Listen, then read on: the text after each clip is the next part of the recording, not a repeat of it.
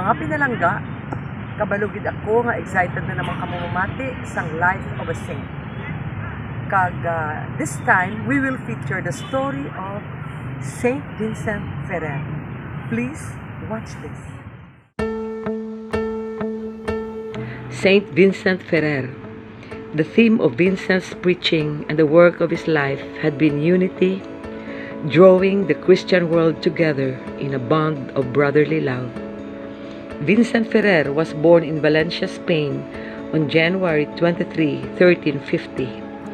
At 17, he entered the Dominican order and began his studies for the priesthood.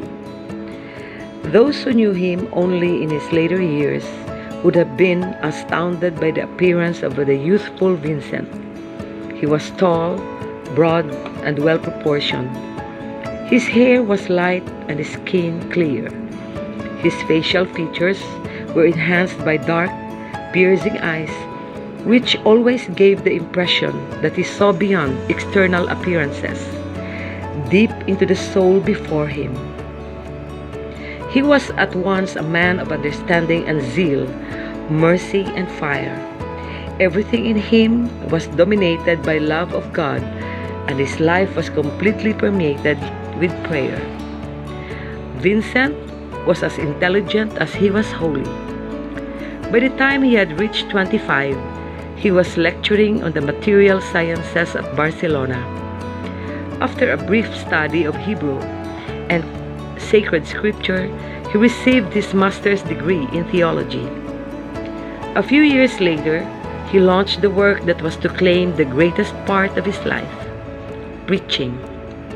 That was Vincent's vocation, and it was the reason why he joined the order of preachers. Wherever Vincent went, astonishing things began to happen. His sermons worked wonders.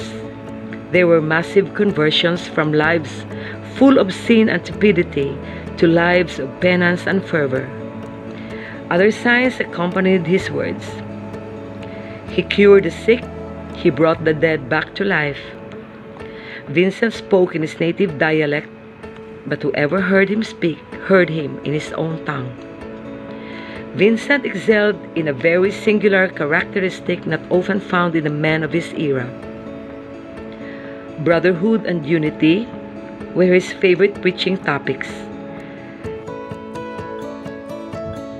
Vincent ate only one meal a day, soup, a tiny piece of fish, and a glass of wine liberally mixed with water. Late in the evening, after everyone else had retired, he would again pray and meditate, then prepare the next day's sermons and take care of his mail. When he finally finished, he retired only to ride very early the following day. This was his everyday routine for over 20 years. Frequently, Vincent was misunderstood, criticized, and even calumniated, but his kindness and understanding never wore thin. He cared very little about what others thought or said about him, as long as he could preach the gospel. Like St. Paul, he reached the point of self-annihilation when only the person of Jesus, the good master, radiated from his being. In July of the year 1417, while preaching in the French city of Besançon, he visited a monastery of poor clear nuns. There he met Saint Colette, who prophesied that his death was 2 years away. In Spain, Vincent asked. No, she replied. In France, Vincent made an act of resignation to God's will. He had served God faithfully during life. He would serve him to the very end. As prophesied, 2 years later, at the age of 69, Vincent Ferrer lay on his deathbed in the small city of Vannes in Brittany, far from his native Spain and far from his Dominican priory. But he was not far from the people who showed great affection for him. They crowded around him, trying to show him every kindness. To this anxiety and attention, he responded calmly, In 10 days I shall die. On April 5, 1419, he went to his eternal reward.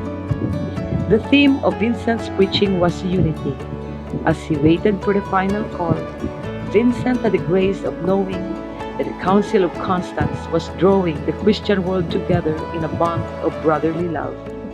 He closed his eyes in peace, with the realization that his works, prayers, and sacrifices had not been in vain. Saint Vincent Ferrer, please pray for us. Amen.